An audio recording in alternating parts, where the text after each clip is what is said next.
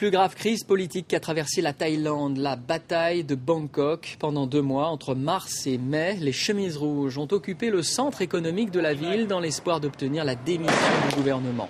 On se souviendra des immenses barricades de bambous, de pneus et de barbelés. On se souviendra surtout des violences, 90 morts et près de 2000 blessés. Et depuis, que se passe-t-il ? Eh bien, c'est justement l'objet du Focus. Avant de retrouver notre correspondant Cyril Payen, voici son reportage qui l'a conduit dans les campagnes contestataires et bien sûr à Bangkok où l'état d'urgence est toujours en vigueur. Bangkok après la bataille. Les stigmates des violences s'estompent peu à peu. Le gouvernement multiplie les appels à l'harmonie et l'unité. Tout va bien. Mais derrière la volonté affichée de réconciliation, on assiste à une inquiétante mise au pas des opposants ou des médias. On ne peut pas vous parler, c'est très dangereux pour nous en ce moment. Mais le gouvernement a-t-il interdit votre site internet ? Oui, c'est la 6e fois maintenant qu'on le bloque. L'autorité militaire d'urgence créée pendant la crise n'a aucune intention de s'autodissoudre. Elle a autant, voire bien plus de pouvoir que le gouvernement thaïlandais lui-même. Et elle est engagée dans une véritable chasse à l'homme pour empêcher coûte que coûte tout retour des chemises rouges. C'est pour cela que les militaires emploient tous les moyens pour écraser toute forme de contestation, pour mettre sous les verrous les opposants ainsi que de fermer leurs moyens de communication. Nous décidons d'aller aux racines de la contestation dans les bastions des chemises rouges. Au siège local du parti qui les soutient, on fait profil bas. La porte reste close. Pas question de parler à une caméra, même pour ce député, un proche de l'ancien Premier ministre en exil Thaksin Shinawatra. Il faut dire qu'il existerait des listes noires de l'armée et officiellement plus de 400 personnes ont été arrêtées, comme ce sympathisant qui encourt 2 ans de prison et doit rester anonyme.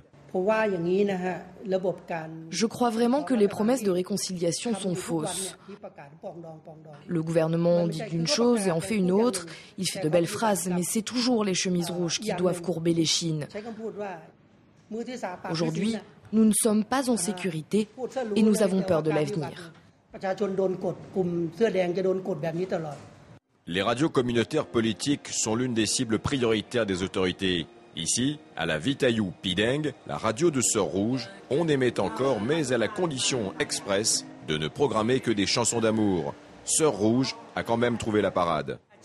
Je fais passer des messages en jouant sur les mots.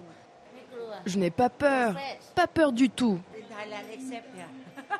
Dans toute la Thaïlande, ici, c'est la dernière radio des chemises rouges qui n'ait pas été fermée. Malgré sa bonne humeur, Sœurs Rouges est dans le collimateur de l'armée. Et au plus profond des campagnes, rares sont ceux qui brisent l'omerta. Les rouges n'ont pas encore perdu. Non, ce n'est pas terminé. Il y a tellement de choses que l'on nous cache sur ce qui s'est passé et sur ce qui se passe en ce moment. Le gouvernement ne fait qu'une chose, essayer de nous aveugler avec ces informations mensongères. Dans une Thaïlande encore très divisée, reste à savoir comment et quand le mouvement de contestation va refaire parler de lui. Avec nous, en duplex de Thaïlande, Cyril Payen, vous avez été au cœur des événements de Bangkok. Cyril, existe-t-il aujourd'hui un risque de nouveau dérapage ? Écoutez, à court terme, ça paraît difficile. Le mouvement des Rouges a été totalement décapité suite à l'assaut le 19 mai, on s'en souvient, des forces de sécurité contre la zone rouge de Bangkok, où ils faisaient le siège depuis 2 mois et demi.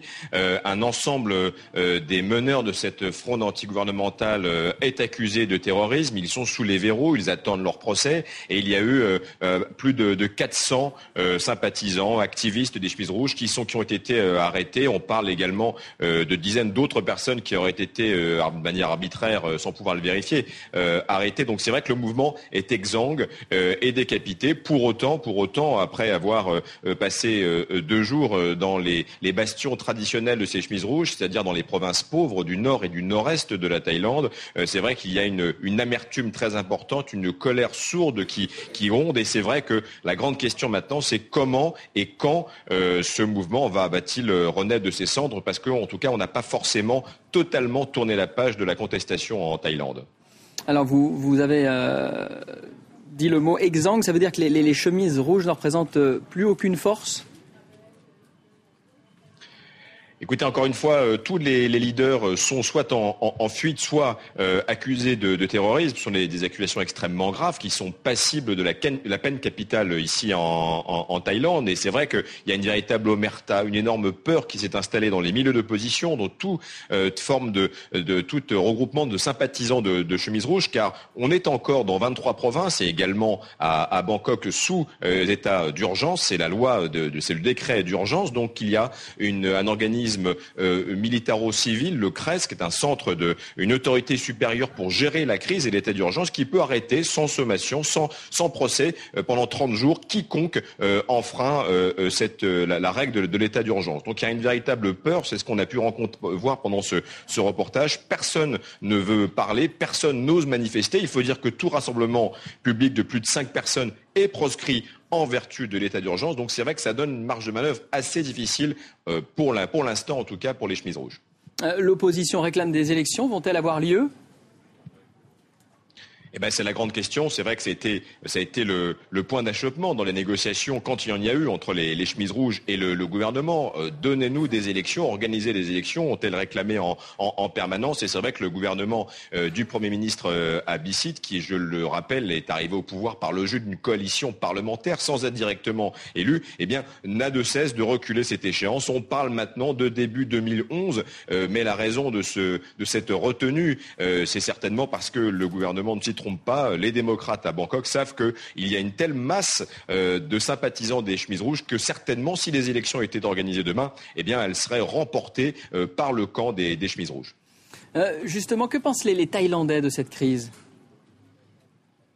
Bon, écoutez, c'est encore une fois la réaction quelques semaines après cette énorme crise, c'est probablement une des plus graves crises qu'ait connue le pays. Eh bien, il y a une dichotomie entre la campagne où encore une fois il y a une omerta, on ne parle pas, on essaie de laisser passer la tempête. Et puis à Bangkok, la classe moyenne, l'élite, les Bangkokois qui ont beaucoup souffert de cette crise, qui tentent d'effacer toutes les cicatrices, toutes les stigmates le plus vite possible de cette crise et puis revenir aux affaires.